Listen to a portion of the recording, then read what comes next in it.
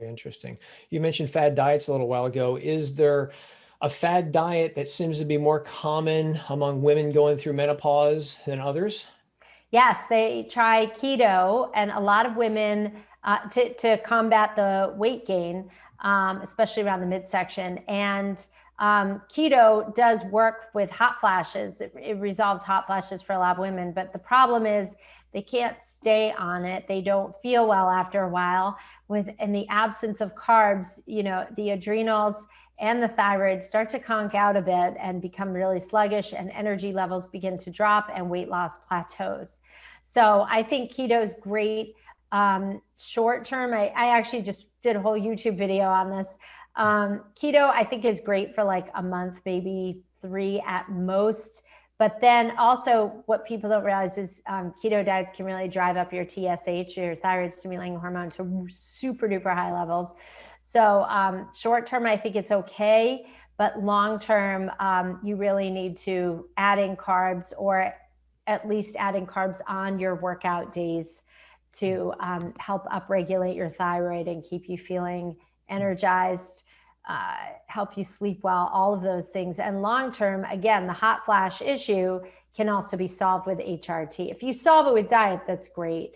But the other issue I have with keto is a lot of people get a fatty liver on it. So, or it exacerbates an already fatty, sluggish liver. Yeah. So I'm not a fan of keto long-term. And the reality is, I don't know anybody who sustains it. Like, the most excited dieters are the dieters who've been on it, the first week. They're like, I'm doing keto, I'm doing Whole30, I'm doing a cleanse. I'm like, great. What's going to happen to you day 31? Right. Then what? And like, I have a really close girlfriend from college, and she, every year, it's the same 10-pound yo-yo every January. It's buying a treadmill. Then the treadmill got traded in for the Peloton. And then every year it's Whole30, up and down, up and down, up and down. I'm like, just sustain. You got to just sustain and build in the ridiculously boring, gloriously unsexy habits of consistency. There's no magic formula. It's just you mentioned about the keto and the hot flashes. What's the mechanism by which keto might help hot flashes? I don't think I've run into that previously. Yeah, I'm not exactly sure myself, Joe. I really anyone pipe in on the listener comments. I'm not sure. I haven't delved into the research yet. I'm not sure if it's blood sugar versus adrenal support. A lot of hot flashes can be triggered by hypoglycemia. So and the adrenals, and menopause, by the way. So this is a backward answer, a back route, circuitous route to get to your question. I do that a lot myself. Yeah.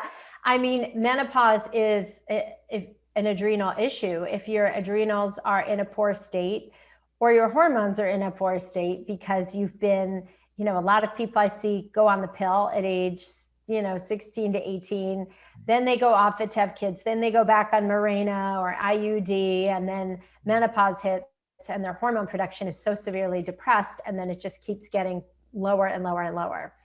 That is one issue that can cause the hot flashes. Okay, so your adrenals have kind of taken a beating over the years, and you're tired, and then you're drinking wine a lot or eating a lot of sugar to kind of numb or just check out of the stress, right? So by the time you hit your 50s, your adrenals are poor. Maybe your stress management hasn't been great up until now. And so keto, higher protein diets, keto's a lot higher than fat even, but higher protein diets with fat are going to sustain your blood sugar and support your adrenals.